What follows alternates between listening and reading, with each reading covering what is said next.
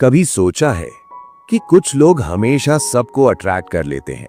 उनकी बातों में एक मैजिक होता है और कुछ लोग बस आते ही इरिटेटिंग लगते हैं। कभी ऐसा हुआ कि आपने किसी पे ब्लाइंडली ट्रस्ट किया और बाद में पता चला कि उन्होंने ही धोखा दिया, या फिर आपने खुद अपनी लाइफ की एक बड़ी अपॉर्चुनिटी को अपने ही इमोशंस की वजह से बिगाड़ दिया। सच ये है कि हम रोज लोगों से डील करते हैं, friends, colleagues, boss, family, even strangers, लेकिन ज्यादातर हम बस उनकी सरफेस देखते हैं। एक स्माइल, एक शब्द, एक जेस्चर। उसके पीछे जो असली वजह होती है, उनके इमोशंस, डिजायर्स, इनसिक्योरिटीज और हिडन मोटिव्स, वो हमसे छुपी रहती है। रॉबर्ट ग्रीन की ये masterpiece the laws of human nature एक ऐसी जर्नी है जिसमें आप सीखोगे कि लोगों के मास्क के पीछे क्या चल रहा है। ये किताब आपको एक स्पेशल लेंस देती है जो आपको बताती है कि लोग सिर्फ क्या बोल रहे हैं नहीं, बल्कि क्यों बोल रहे हैं। वो सिर्फ क्या कर रहे हैं नहीं, बल्कि अंदर से क्या चाहते हैं। और सबसे इंपॉर्टेंट बात, ये बुक सिर्फ दूसरों को समझने की नहीं है, बल्कि खुद को समझने की भी है। क्योंकि जब तक आप अपने इमोशंस, अपनी इंपल्सिवनेस और अपनी वीकनेसेस पे कंट्रोल नहीं पाते, तब तक आप दूसरों को समझ भी नहीं पाओगे। तो चलो शुरू करते हैं एक एक चैप्टर के साथ। Law 1, the law of irrationality. क्या कभी ऐसा हुआ कि गुस्से में या एक्साइटमेंट में आपने कोई डिसीजन ले लिया और बाद में सोचा, ये मैंने क्या कर दिया? एक बार एक यंग एंटरप्रेन्योर था जो अपने बॉस से हमेशा इरिटेट रहता था। एक दिन दोनों के बीच हीटेड आर्ग्यूमेंट हो गया। गुस्से में आके उसने तुरंत जॉब छोड़ दी और डिसाइड किया कि अपना स्टार्टअप शुरू करेगा। लेकिन प्रॉब्लम ये थी कि उसने ना प्रॉपर प्लानिंग की, ना मार्केट रिसर्च किया। सिर्फ ईगो और इमोशंस के चक्कर में वो बिजनेस शुरू कर दिया। कुछ ही महीनों में स्टार्टअप बंद हो गया। ये कहानी सिर्फ उसकी नहीं है, हम सब की है। कभी प्यार में, कभी दोस्ती में, कभी करियर में हम अपने इमोशंस को ही स्टीयरिंग व्हील दे देते हैं। रॉबर्ट ग्रीन कहते हैं कि हम ह्यूमंस अपने आप को रैशनल समझते हैं, लेकिन असल में हमारी ज्यादातर डिसीजंस इमोशंस और इंपल्सेस पे बेस्ड होते हैं। एंगर, जेलसी, फियर, एक्साइटमेंट, ये सब हमारी दिमाग को क्लाउड कर देते हैं। अगर आपको लाइफ में स्ट्रॉन्ग डिसीजंस लेने हैं तो पहला स्टेप है अपने इमोशंस को समझना और उन पे कंट्रोल पाना। तो कंक्लूजन, तो दोस्तों, रियल पावर तब आती है जब आप अपने इमोशंस के स्लेव नहीं, उनके मास्टर बन जाते हो। अगली बार जब आप इंपल्सिव फील करो, एक स्टेप पीछे लो, ब्रीथ करो और सिचुएशन को क्लैरिटी से देखो। यही डिफरेंस बनाता है एक ऑर्डिनरी और एक एक्स्ट्राऑर्डिनरी इंसान के बीच। Law 2, the law of narcissism. क्या आपने कभी ऐसे इंसान को देखा है जो सिर्फ अपनी ही बातों में उलझा रहता है, जो हर कॉन्वर्सेशन को अपने ऊपर ही ले आता है? एक बार रवि एक ऑफिस प्रोजेक्ट पे टीम के साथ काम कर रहा था। जब भी मीटिंग होती वो हमेशा अपने अचीवमेंट्स हाईलाइट करता। मैंने ये आइडिया दिया, मैंने वो काम किया। धीरे धीरे टीम उससे दूर रहने लगी क्योंकि उन्हें लगता था रवि को सिर्फ अपना ही क्रेडिट चाहिए। इसके ऑपोजिट एक और कॉलीग था, सुनीता। वो सब की बातें ध्यान से सुनती थी, उनके आइडियाज अप्रिशिएट करती थी और जब बोलती थी तो सब उसकी रिस्पेक्ट करते थे। डिफरेंस सिर्फ एक था, रवि नार्सिसिज्म में उलझा था, सुनीता एम्पैथी में जीती थी। दोस्तों, रॉबर्ट ग्रीन कहते हैं कि हम सब के अंदर नार्सिसिज्म होता है। सेल्फ लव और अपने इंपॉर्टेंस की नीड, ये नॉर्मल है, लेकिन जब ये ज्यादा हो जाता है तो इंसान ब्लाइंड हो जाता है दूसरों की फीलिंग्स के लिए। और सोसाइटी में, रिलेशनशिप्स में, करियर में सिर्फ सेल्फ सेंटर्ड लोग कभी सक्सेसफुल नहीं होते। रियल पावर तब आती है जब आप अपनी एनर्जी को एम्पैथी में कन्वर्ट करते हो, मतलब दूसरों की नीड्स, इमोशंस और पर्सपेक्टिव्स को समझना। जब आप लोगों को जेन्युइनली फील करवाते हो कि उनकी वैल्यू है, तब आप नेचुरली रिस्पेक्ट, ट्रस्ट और इन्फ्लुएंस अर्न करते हो। तो सेल्फ लव जरूरी है, लेकिन सिर्फ सेल्फ में उलझने से ग्रोथ रुक जाती है। अपना फोकस थोड़ा सा बाहर ले जाओ, दूसरों को समझने की प्रैक्टिस करो। जब आप एम्पैथी के मास्टर बन जाते हो, तब लोग खुद आपके अराउंड रहना चाहते हैं और वही होती है असली power. Law 3, the law of role playing. क्या आपको लगता है कि लोग हमेशा वैसे ही होते हैं जैसे वो दिखते हैं, या फिर सब अपना एक मास्क पहनते हैं? एक बार राहुल एक नए ऑफिस में ज्वाइन हुआ। उसने देखा कि उसका बॉस हमेशा फ्रेंडली और पोलाइट बिहेव करता है, हर किसी को ग्रेट जॉब बोलता है, स्माइल करता है। राहुल को लगा कि बॉस सच में उसका वेल विशर है, लेकिन कुछ महीनों बाद उसे पता चला कि वही बॉस उसके पीछे उसके आइडियाज का क्रेडिट ले रहा था और प्रमोशंस ब्लॉक कर रहा था। समझ आया, जो रोल बॉस सामने प्ले कर रहा था वो असली नहीं था, वो सिर्फ एक मास्क था। और सच ये है कि हम सब अपने अपने रोल्स प्ले करते हैं, घर में एक रोल, ऑफिस में एक और, दोस्तों के साथ अलग। इसलिए रॉबर्ट ग्रीन कहते हैं कि इंसान कभी अपना असली चेहरा सीधा नहीं दिखाता। हर कोई एक रोल प्ले करता है। कुछ लोग इनोसेंट बनते हैं, कुछ ओवरली नाइस, कुछ हमेशा विक्टिम। लेकिन असली पावर उनके पास होती है जो इस रोल प्ले को समझ लेते हैं। आपको दूसरों के पीछे छिपा हुआ इंटेंशन समझना है और खुद के रोल को भी स्मार्टली प्ले करना सीखना है, सिचुएशन के हिसाब से। तो कंक्लूजन क्या है? जिंदगी एक स्टेज है और हर कोई एक्टर है। जो इंसान रोल्स को समझ लेता है और अपना रोल वाइजली प्ले करता है, वही सबसे ज्यादा कंट्रोल और इन्फ्लुएंस कर पाता है। Law 4, the law of compulsive behaviour. दोस्तों, क्या आपने कभी नोटिस किया है कि कुछ लोग बार बार वही गलती करते हैं इवन आफ्टर प्रॉमिसिंग कि अब दोबारा ऐसा नहीं होगा? मीना अपने रिलेशनशिप्स में हमेशा एक ही पैटर्न फॉलो करती थी। हर बार वो ऐसे पार्टनर को चूज करती जो डोमिनेटिंग और कंट्रोलिंग होता। शुरू में लगता कि शायद इस बार सब अलग होगा, लेकिन कुछ महीने बाद वही ड्रामा रिपीट होता। दोस्तों ने बोला कि why don't you learn from your past? लेकिन सच ये था कि मीना अपनी चाइल्डहुड के एक्सपीरियंसेस के चक्कर में कंपल्सिवली वही चॉइसेस करती जा रही थी। वो कॉन्शियसली चाहे चेंज चाहती थी, लेकिन अनकॉन्शियस पैटर्न्स उसको वापस खींच लेते थे। रॉबर्ट ग्रीन कहते हैं कि हर इंसान के अंदर एक कंपल्सिव पैटर्न होता है, एक ऐसा बिहेवियर जो वो बार बार रिपीट करता है। ये पैटर्न आपके अर्ली लाइफ से आता है, फैमिली, अपब्रिंगिंग, इनसिक्योरिटीज। जब तक आप इसको आइडेंटिफाई नहीं करते, ये आपको कंट्रोल करता रहेगा। लेकिन जैसे ही आप अपने पास्ट के पैटर्न्स को समझने लगते हो, आपके पास पावर आ जाती है अपनी स्टोरी को तोड़ने की और नया पैटर्न बनाने की। तो कंक्लूजन ये है, जो अपने कंपल्सिव पैटर्न्स को समझ लेता है, वो अपनी जिंदगी को कॉन्शियसली डिजाइन कर सकता है। वरना आप एक ही मिस्टेक बार बार रिपीट करते रहोगे, बस सिचुएशंस और लोग बदलते रहेंगे। Law 5, the law of कवेटसनेस।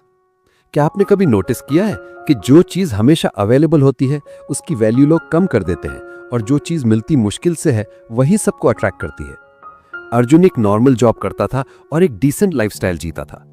उसके दोस्त समीर एक लग्जरी कार ले आया। सडनली अर्जुन को अपनी लाइफ बोरिंग लगने लगी। पहले जो चीजें उसको खुशी देती थी, फैमिली डिनर, अपना बाइक राइड, सब डल लगने लगा। उसकी आंखों में सिर्फ वही कार घूमती थी। लेकिन इंटरेस्टिंग बात यह है कि समीर खुद अपनी कार से उतना खुश नहीं था जितना अर्जुन सोचता था, क्योंकि एक बार जो चीज हमारे पास आ जाती है, उसका चार्म धीरे धीरे खत्म हो जाता है और हमारी नजर तुरंत किसी और चीज पर टिक जाती है। इसीलिए रॉबर्ट ग्रीन कहते हैं कि इंसान की नेचर ही ऐसी है, हम हमेशा वही चाहते हैं जो हमें इजीली नहीं मिलता। हमारी डिजायर स्केर्सिटी और इल्यूजन से बनती है, ना कि रियलिटी से।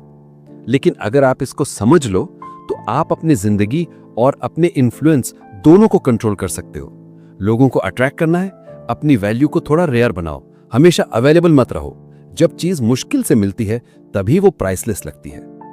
कंक्लूजन, ह्यूमन डिजायर एक एंडलेस चेस है। जो मिल गया उसकी वैल्यू कम हो जाती है, जो दूर है वही शाइनी लगता है। स्मार्ट लोग इस गेम को समझकर अपने आप को स्केर्सिटी का इल्यूजन देते हैं, and that's how they stay desirable and powerful. Law 6, the law of short sightedness. दोस्तों, क्या आपने देखा है कि ज्यादातर लोग सिर्फ तुरंत वाली सुकून या छोटी सक्सेस के पीछे भागते हैं और लॉन्ग टर्म गेम भूल जाते हैं। विकास जी एक ट्रेडर था। जब भी मार्केट थोड़ा ऊपर जाता, वो जल्दी से प्रॉफिट बुक कर लेता। उसको लगता था कि शॉर्ट टर्म में सेफ रहना ही स्मार्टनेस है। लेकिन उसके एक दोस्त ने पेशेंस दिखाया, लॉन्ग टर्म होल्ड किया और उसी स्टॉक से 10x प्रॉफिट कमाया। विकास को तब समझ आया कि उसकी शॉर्ट टर्म सोच ने उसको लॉन्ग टर्म के बड़े रिवॉर्ड से वंचित कर दिया।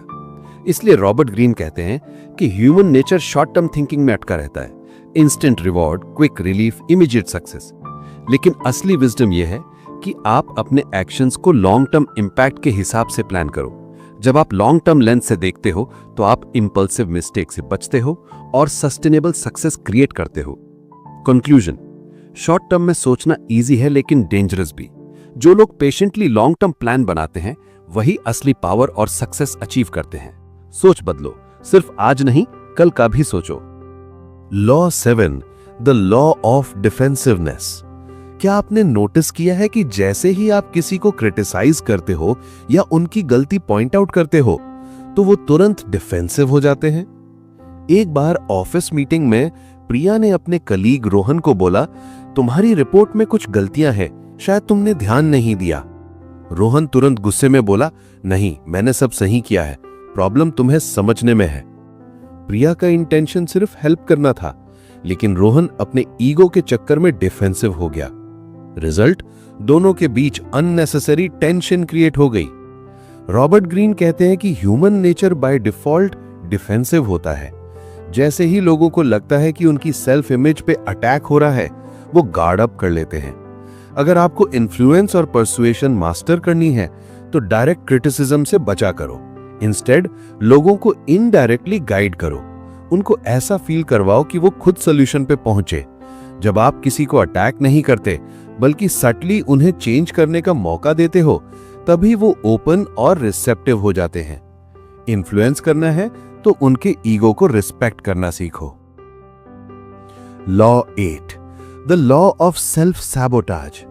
कभी आपने सोचा है कि कभी कभी हमारी सबसे बड़ी दुश्मन दुनिया नहीं बल्कि हम खुद होते हैं? अनीता एक टैलेंटेड राइटर थी। उसको एक पब्लिशिंग हाउस से चांस मिला कि वो अपना नॉवल पब्लिश करे, लेकिन जैसे ही डेडलाइन पास आई, अनीता ने अपने दिमाग में डाउट्स भर लिए। मुझसे नहीं होगा, लोग क्या कहेंगे, अगर फेल हो गई तो? रिजल्ट, उसने लास्ट मोमेंट पे अपना मैन्युस्क्रिप्ट वापस ले लिया। वो अपॉर्चुनिटी जो उसकी लाइफ चेंज कर सकती थी, उसने खुद अपने हाथों से छोड़ दी। यह है सेल्फ सैबोटाज, जब इंसान अपनी खुद की ग्रोथ को खुद ही ब्लॉक कर देता है। इसलिए रॉबर्ट ग्रीन कहते हैं कि हमारी बिलीव्स, फियर्स और इनसिक्योरिटीज ही हमें लिमिट करती हैं। अक्सर हम फेल नहीं होते क्योंकि दुनिया हमारे अगेंस्ट होती है, बल्कि हम खुद अपने अगेंस्ट चल रहे होते हैं। जो इंसान अपनी इनर वॉइस को, अपने लिमिटिंग बिलीव्स को समझ लेता है, वो अपने आप से लड़कर जीत जाता है, और वही जीत सबसे बड़ी होती है। कंक्लूजन, लाइफ में सबसे पहले अपने अंदर के सैबोटुअर को पहचानो। अगर आप खुद को सपोर्ट करने लग गए तो दुनिया की कोई ताकत आपको रोक नहीं सकती। Law 9, the law of repression. दोस्तों, क्या आपने कभी किसी इंसान को देखा है जो हमेशा काम, कंपोज्ड और स्वीट लगता है, लेकिन एक दिन छोटी सी बात पे ब्लास्ट कर जाता है? सोनिया, जो अपने ऑफिस में हमेशा स्माइल करती थी, कभी किसी से आर्ग्यू नहीं करती थी। लोग उससे कहते, तुम तो बड़ी पॉजिटिव हो, तुम्हें कभी गुस्सा ही नहीं आता। लेकिन एक दिन एक छोटी सी फीडबैक के ऊपर ही सोनिया इतना एक्सप्लोड कर गई कि पूरे ऑफिस को शॉक लग गया।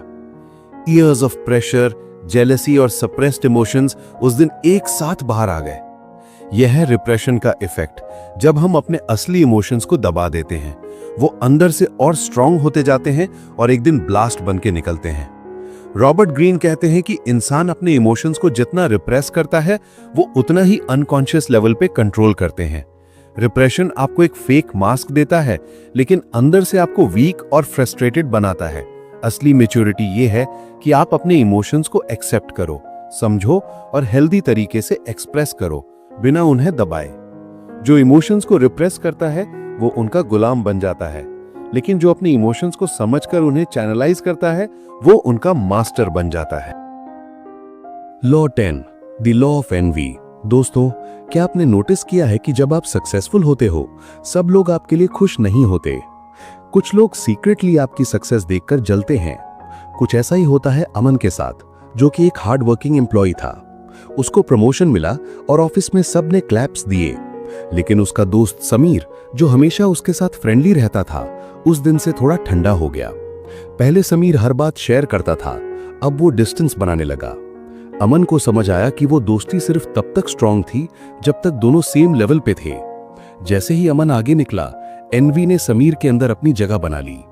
रॉबर्ट ग्रीन कहते हैं कि एनवी एक साइलेंट पॉइजन है। लोग ओपनली एक्सेप्ट नहीं करते, लेकिन दूसरे की सक्सेस उनके ईगो को चुभती है, और ये एनवी हिडन अटैक्स, नेगेटिविटी या साइलेंट रिजेंटमेंट में बदल जाती है। आपको स्मार्ट बनना है। अपनी अचीवमेंट्स को हर जगह फ्लॉन्ट मत करो। कभी कभी अपनी सक्सेस को थोड़ा अंडर प्ले करना भी जरूरी है, और दूसरों को भी फील करवाना कि उनकी वैल्यू कम नहीं हुई। कंक्लूजन, एनवी इंसान को ब्लाइंड कर देती है और रिलेशनशिप्स को स्लोली डिस्ट्रॉय कर देती है। जो लोग एनवी को समझ लेते हैं, अपने अंदर भी और दूसरों में भी, वो अपनी सोशल लाइफ और पावर को प्रोटेक्ट कर पाते हैं। Law 11, the law of grandiosity. दोस्तों, क्या आपने कभी किसी इंसान को देखा है जो अपने आप को ओवर एस्टिमेट करता है, जैसे कि वो कुछ भी कर सकता है और उससे गलती करना पॉसिबल ही नहीं? कुणाल एक स्टार्टअप फाउंडर था। उसने पहला प्रोडक्ट लॉन्च किया और थोड़ा सक्सेस मिला। उसके बाद उसका कॉन्फिडेंस इतना स्काई हाई हो गया कि उसने सोचा, मैं जो भी प्रोजेक्ट स्टार्ट करूंगा वो हिट ही होगा। बिना रिसर्च के, बिना मार्केट समझे उसने नए प्रोजेक्ट स्टार्ट किए। धीरे धीरे उसके सारे वेंचर्स फेल होने लगे। कुणाल का ग्रैंड ईगो उसे दिखने ही नहीं दे रहा था कि उसकी स्ट्रैटेजी फ्लॉड है। रॉबर्ट ग्रीन कहते हैं कि थोड़ा कॉन्फिडेंस जरूरी है, लेकिन जब वो ओवर कॉन्फिडेंस में बदल जाता है तो उसे ग्रैंडियोसिटी कहते हैं। ये आपको रियलिटी से डिस्कनेक्ट कर देता है। Grand people believe they are special, superior और रूल्स उन पे अप्लाई नहीं होते। लेकिन असली ग्रोथ तब होती है जब आप ग्राउंडेड रहते हो, अपनी लिमिटेशन समझते हो और लर्निंग मोड में रहते हो। कंक्लूजन, ग्रैंडियोसिटी एक ट्रैप है जो इंसान को अपने ही इल्यूजन्स में फंसा देती है। जो हम्बल रहता है वो सीखता है, और जो सीखता है वही आगे बढ़ता है। Law 12, the law of gender rigidity. दोस्तों, क्या आपने नोटिस किया है कि सोसाइटी हमेशा हमें एक फिक्स्ड बॉक्स में डालना चाहती है, जैसे कि लड़के ऐसे होते हैं, लड़कियां वैसी होती हैं। रोहित बचपन से पेंटिंग और डांस पसंद करता था, लेकिन लोग उससे कहते, ये तो लड़कियों के काम है, तू स्पोर्ट्स खेल, मर्द बन। धीरे धीरे उसने अपना पैशन छुपाना शुरू कर दिया।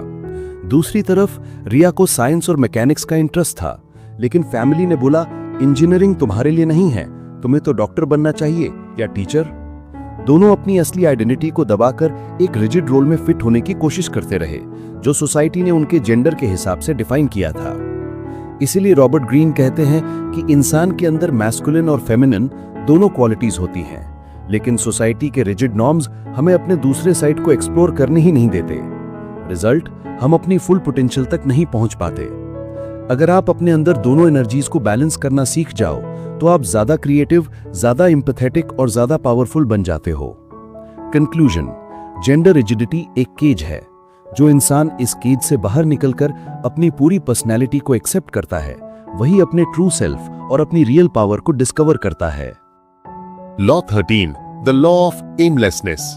दोस्तों, क्या आपने देखा है कि जिंदगी में डायरेक्शन ना होने पर इंसान कितना लॉस्ट फील करता है, जैसे हवा के साथ उड़ता हुआ पत्ता। साहिल एक टैलेंटेड इंसान था।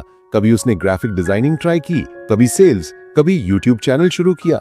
हर काम स्टार्ट करता, लेकिन कुछ ही टाइम बाद बोर हो जाता और छोड़ देता। उसके फ्रेंड्स आगे बढ़ते गए, लेकिन साहिल वहीं का वहीं रह गया, क्योंकि उसके पास कोई क्लियर एम ही नहीं था।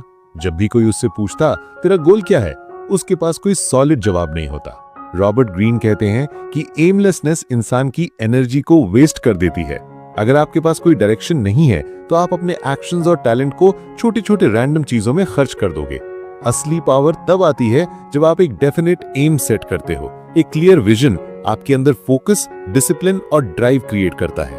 कंक्लूजन, जिंदगी उन्हीं लोगों की होती है जो अपना एम डिफाइन करते हैं। जो डायरेक्शन के बिना जीते हैं वो बस भटक जाते हैं। क्लियर गोल रखो और उसके लिए रिलेंटलेसली काम करो। Law 14, the law of conformity. दोस्तों, क्या आपने नोटिस किया है कि लोग अक्सर भीड़ के साथ चलना ज्यादा सेफ समझते हैं, इवन अगर वो भीड़ गलत ही क्यों ना हो। एक बार कॉलेज में एक एक्सपेरिमेंट हुआ। एक क्लास में सब स्टूडेंट्स को एक सिंपल क्वेश्चन का आंसर देना था। मेजॉरिटी स्टूडेंट्स को पहले से बता दिया गया कि वो गलत आंसर देंगे। जब असली स्टूडेंट्स की बारी आई तो उन्होंने क्लियरली देखा कि मेजॉरिटी का आंसर रॉन्ग है। लेकिन शॉक ये था, उनमें से ज्यादातर ने अपनी आंखों पे भरोसा करने के बजाय मेजॉरिटी की गलत आंसर को रिपीट कर दिया, क्योंकि उन्हें अलग दिखना अनकंफर्टेबल लग रहा था। यही है कंफॉर्मिटी का पावर। इंसान अकेला सही रहना पसंद नहीं करता, वो गलत भीड़ में रहना पसंद करता है। रॉबर्ट ग्रीन कहते हैं कि ह्यूमन नेचर डीपली कंफॉर्मिस्ट है। लोग सोसाइटी, कल्चर और पीयर प्रेशर के नॉर्म्स को ब्लाइंडली फॉलो करते हैं ताकि उन्हें रिजेक्ट न किया जाए। लेकिन असली इंडिविजुअलिटी और स्ट्रेंथ तब आती है जब आप सोच समझ के डिसाइड करते हो, क्या मुझे भीड़ के साथ चलना है या अपना रास्ता बनाना है। कंक्लूजन, कंफॉर्मिटी सेफ लगती है, लेकिन वो आपकी ओरिजिनलिटी को किल कर देती है। जो इंसान इंडिपेंडेंट सोचता है और जरूरत पड़ने पर भीड़ के अगेंस्ट खड़ा हो जाता है, वही असली लीडर बनता है। Law 15, the law of fickleness. दोस्तों, क्या आपने कभी एक्सपीरियंस किया है कि लोग शुरू में आपकी तारीफ करते हैं, आपको सपोर्ट करते हैं, लेकिन थोड़ी देर बाद वही लोग पलट जाते हैं। एक बार राजीव एक पॉलिटिकल लीडर था। जब उसने इलेक्शन कैंपेन शुरू किया, लोग उसके स्पीचेस पे चीयर करते, पोस्टर्स लगाते और हर जगह उसकी जय जयकार होती। लेकिन जैसे ही एक स्कैंडल उसके अगेंस्ट आया, इवन बिना प्रूफ के वही लोग जो उसके बिगेस्ट सपोर्टर्स थे उसके खिलाफ बोलने लगे। राजीव को समझ आया कि पब्लिक सपोर्ट एक हवा की तरह है, कभी इधर कभी उधर। लॉयल्टी ज्यादा टाइम टिकती ही नहीं। रॉबर्ट ग्रीन कहते हैं कि ह्यूमन नेचर फिकल होती है, मतलब उनकी लॉयल्टी और सपोर्ट परमानेंट नहीं होती। आज लोग आपके साथ हैं, कल किसी और के साथ हो सकते हैं। इसका मतलब ये नहीं कि ट्रस्ट मत करो, लेकिन हमेशा प्रिपेयर्ड रहो। अपने इन्फ्लुएंस और पावर को डाइवर्सिफाई करो, सिर्फ एक ग्रुप या एक इंसान के सपोर्ट पे डिपेंडेंट मत रहो। कंक्लूजन, जो इंसान समझ लेता है कि ह्यूमन लॉयल्टी फिकल है, वो कभी शॉक नहीं खाता। हमेशा अपनी पावर का बेस स्ट्रांग रखो, ताकि एक ग्रुप पलट भी आए तो आप कभी गिर ना पाओ। Law 16, the law of aggression. दोस्तों, क्या आपने कभी ऐसे लोग देखे हैं जो हमेशा कंपटीशन को फाइट के रूप में देखते हैं और उनका एक ही मोटो होता है, जीतना ही है चाहे कुछ भी हो। आलोक एक कॉर्पोरेट ऑफिस में काम करता था। उसका एक कुलीग विक्रम हमेशा उसके अगेंस्ट रहता। अगर आलोक एक आइडिया देता तो विक्रम तुरंत उसको क्रिटिसाइज करता। अगर आलोक प्रमोशन के रेस में होता तो विक्रम उसके बॉसेस के सामने उसकी बुराई कर देता।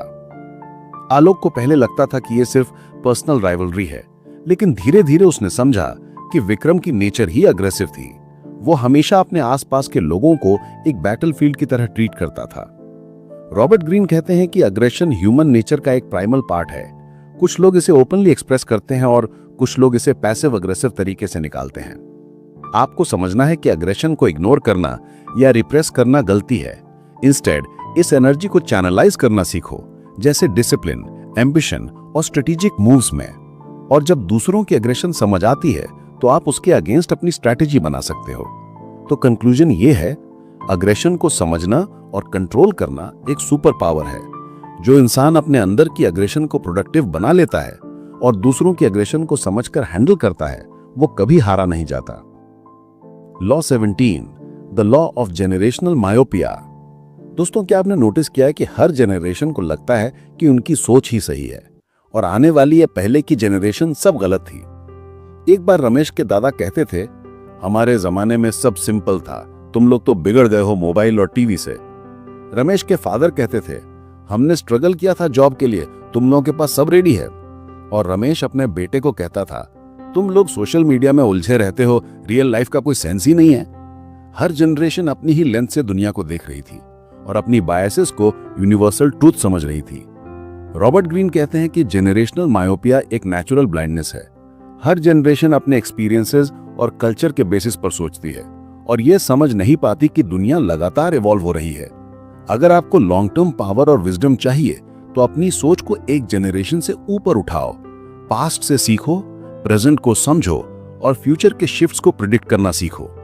तो कंक्लूजन ये है, जेनरेशनल मायोपिया से निकलना मतलब अपने दिमाग को एक ब्रॉडर पर्सपेक्टिव देना।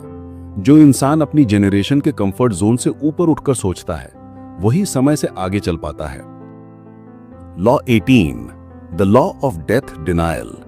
दोस्तों, क्या है आपने कभी सोचा है कि हम सबको पता है एक दिन मरना है, फिर भी हम उस ट्रुथ को इग्नोर करते रहते हैं, एज इफ हम हमेशा जिएंगे। अनीता एक सक्सेसफुल बिजनेस वुमन थी, पैसा, स्टेटस सब कुछ था, लेकिन जब भी कोई डेथ की बात करती वो तुरंत टॉपिक चेंज कर देती। उसे लगता था कि डेथ के बारे में सोचना नेगेटिविटी अट्रैक्ट करेगी। लेकिन जब एक एक्सीडेंट में उसकी बेस्ट फ्रेंड की सडन डेथ हो गई, अनीता को जिंदगी का असली मतलब समझ आया। उसने रियलाइज किया कि मैं अपनी लाइफ पोस्टपोन करती रही और सोचती रही कि टाइम बहुत है। रॉबर्ट ग्रीन कहते हैं कि ह्यूमंस नेचुरली डेथ को डिनाई करते हैं क्योंकि ये कंफर्टेबल रियलिटी है, लेकिन सच ये है कि डेथ अवेयरनेस ही हमें जिंदगी का सबसे बड़ा गिफ्ट देती है। जब आपको याद रहता है कि वक्त लिमिटेड है, तभी आप अपनी प्रायोरिटी सही सेट करते हो, अपना ईगो छोड़ते हो और हर दिन को जेन्युइनली जीना सीखते हो। तो कंक्लूजन ये है, डेथ डिनायल एक इल्यूजन है। जो इंसान अपनी मॉर्टैलिटी को एक्सेप्ट करता है, वो जिंदगी को डीपली और मीनिंगफुली जीता है। लाइफ को कल पे मत छोड़ो, जो करना है आज ही करो। दोस्तों, ये थे the laws of human nature के 18 पावरफुल लॉज। रॉबर्ट ग्रीन हमें ये सिखाते हैं कि इंसान को समझना ही लाइफ का सबसे बड़ा सुपर पावर है। अगर आपको ये वीडियो पसंद आई हो तो अपने लाइफ में से एक ऐसा लॉ चूज करो जो आपको सबसे ज्यादा रिलेट करे और आज से ही उस पर एक्शन लेना स्टार्ट करो, क्योंकि नॉलेज तभी वैल्यूएबल होती है जब उसे अप्लाई किया जाए। सो आज से अपनी ह्यूमन नेचर को समझो और अपनी डेस्टिनी को डिजाइन करो।